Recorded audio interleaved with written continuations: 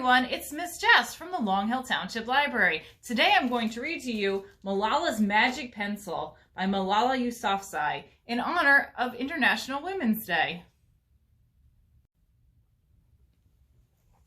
Malala's Magic Pencil.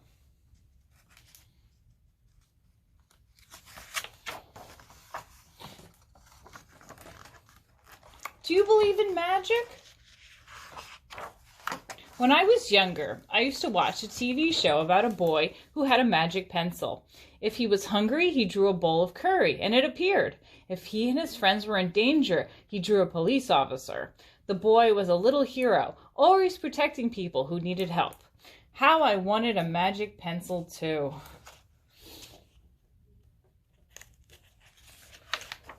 If I had a magic pencil, I would use it to put a lock on my door so my brother couldn't bother me. Stop time so I could sleep an extra hour every morning and erase the smell of the trash dump near our house.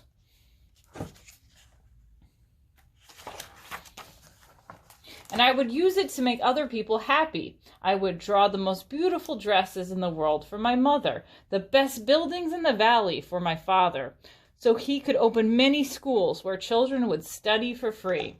A proper ball so my brothers and I no longer had to play with the old socks stuffed with rubbish. Every night before I went to bed, I wished for a magic pencil of my own, and every morning I would wake up and check my cupboard. The magic pencil was never there. One day, I was throwing away potato peels and eggshells at the dump. I was wriggling my nose, swatting away flies, and making sure I didn't step in anything dirty in my nice shoes when I saw a girl about my age sorting trash into piles. Nearby, boys were fishing for metal scraps using magnets on strings.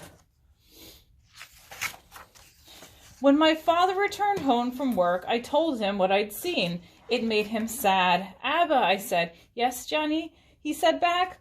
I always liked when he called me dear one.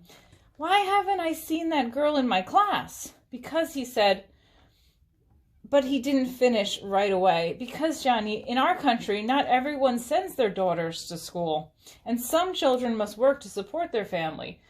Those boys will sell the metal scraps they find. If they went to school, their families would go hungry. School was my favorite place, but I had never considered myself lucky to be able to go." My father had always said Malala will live free as a bird. Now I wondered how free I'd truly be. That night I thought about families who didn't have enough food and the girl who couldn't go to school. And even about how when I was older I would be expected to cook and clean for my brothers, because where I come from, many girls weren't allowed to become what they dreamed of.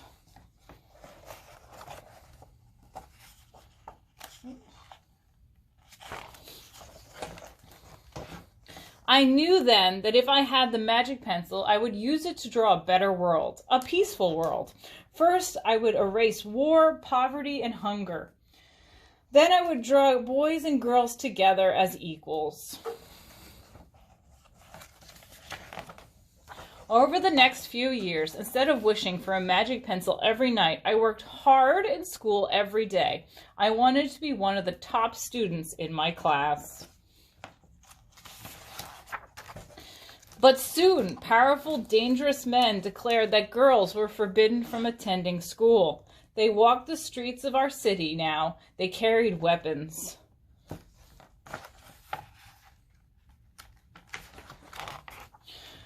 One by one, girls stopped coming to school. "Abba, where are all the students? They don't feel safe here anymore, Johnny."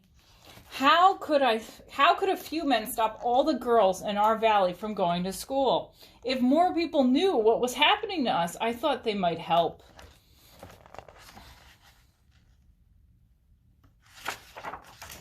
Wishing wasn't enough. Someone needed to speak out. Why not me? I wrote about what it felt like to be scared to walk to school and how some of my friends had moved away because of the threat they faced in our city. I wrote about how much I loved school and how proud I was of my uniform.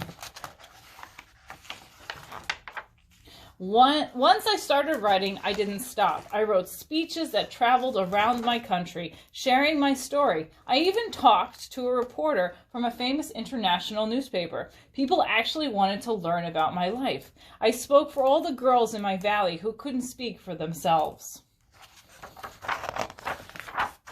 My voice became so powerful that dangerous men tried to silence me, but they failed.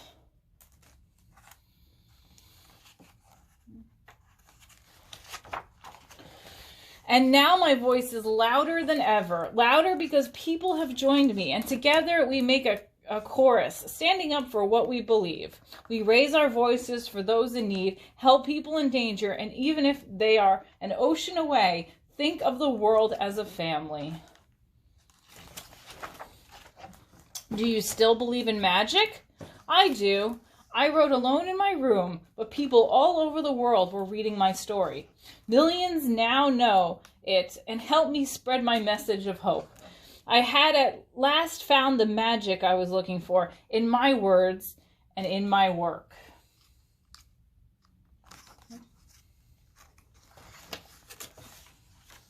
I am Malala. I've always wished I could make the world a more peaceful place. And every day I work to make my wish come true. One child, one teacher, one book, and one pen can change the world. The end. And if you like that story, there are other stories about Women's Day. So we have Amelia Tesora, 26 Women Who Changed the World at the library.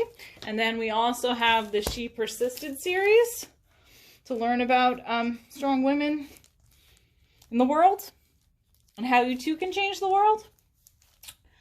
So that's Miss Jess signing off. See you at the library. Bye.